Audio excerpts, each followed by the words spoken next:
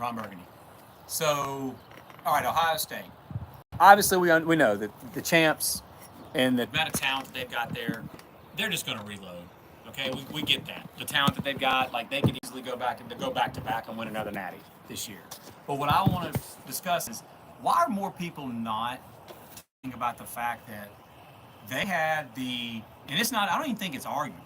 I think they had the best combination of coordinators last year with Jim Knowles as DC and Chip Kelly as OC is anybody in the country. Yeah. And I mean, Jim Knowles gets paid $1 zillion to go be Penn State's DC, and Chip Kelly, the NFL, and Pete Carroll at the Raiders think so much of him that they made him a $6 million a year offensive coordinator to go call plays for the Raiders.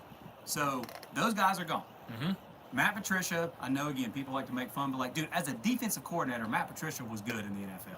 He was trash as a head coach for the Lions. But as a DC, the dude could call it up on the defense. Yep. So they've brought him in as DC, but it's his first time being a defensive coordinator in college football. And he hasn't been a defensive coordinator in a few years in the NFL. It's been a few years. And then Brian Hartline, superstar wide receivers coach, the best in the business. The best recruiter at that position and the best developer of talent at that position. No hands down. But we don't know yet what he is as a play caller. Well, he hasn't been, he's had the title offensive coordinator before, but he didn't call plays. Ryan Day called plays. Now he's going to be the primary play caller.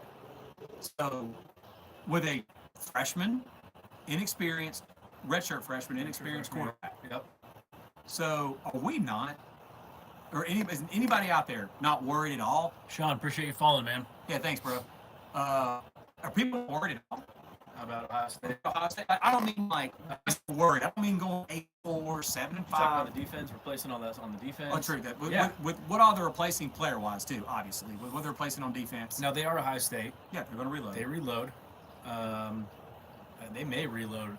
I mean, over the last 25 years, you talk about this all the time. Like they've been overall just the most consistently. Like they don't have the 6 championships, but like they never had like.